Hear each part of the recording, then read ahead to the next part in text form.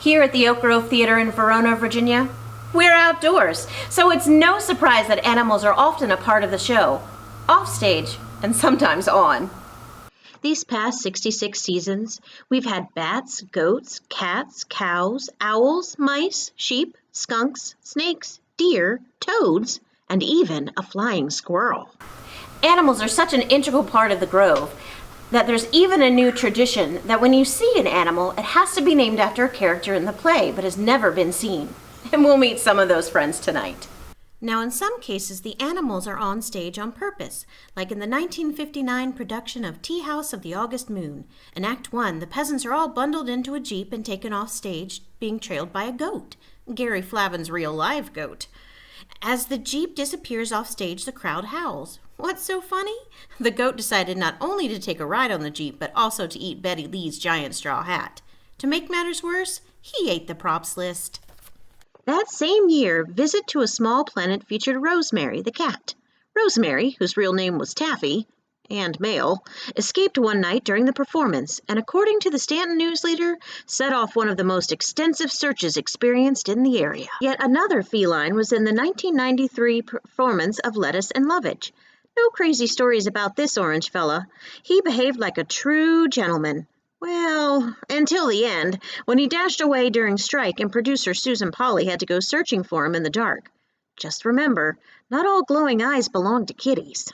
There are cows in the field right behind the stage who quietly, and sometimes not so quietly, greet us as we arrive and play.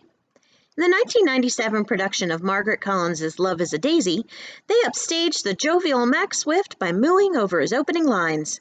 The cows also love actor Mike Vivada. With surprising frequency, whenever Vase speaks on stage, a cow will moo in response.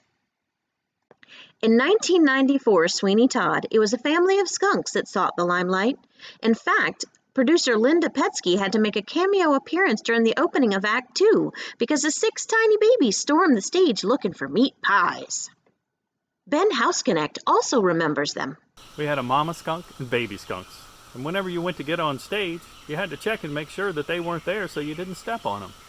So I took a bag of apples out to the edge of the field, and I baited them away from the stage. And there they grew up to be a bunch of little stinkers.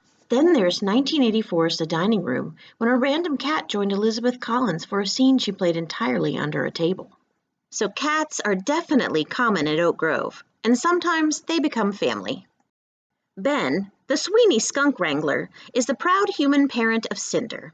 After a tiny meow was heard in the parking lot following a performance of Cinderella in 2007, Ben went to investigate and came back with a tiny kitten that had leapt into his arms. Cinder is now 13 years old and happily living at the farm. Newt, although not officially born at the Grove, is definitely a true Grover. Who else can claim to be walked by a gorgeous leading lady, have run of backstage, and his very own bowl? This handsome man was a kitten that needed nursing during 2017's Rex's Exes, and then ran backstage for his human companion Rowan Walker during 2018's Is He Dead? In 2012, Agnes of God rehearsals were interrupted by this stray sweetheart.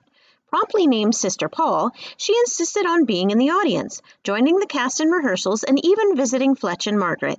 She was so comfortable at the Grove, the cast had to keep her in the makeup area during shows so she wouldn't waltz right onto the stage. Sister Paul decided that Paul Southerington, who was running lights for the show, was her human, and Paul didn't like her stage name, so she's now Cat. Cat certainly isn't the first animal to make an unusual home at the Grove.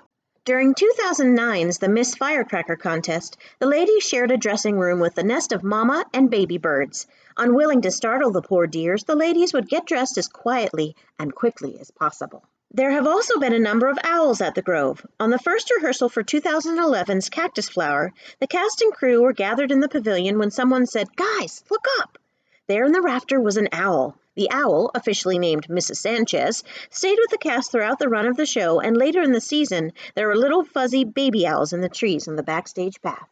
Baby screech owls have also been known to hang about the pavilion.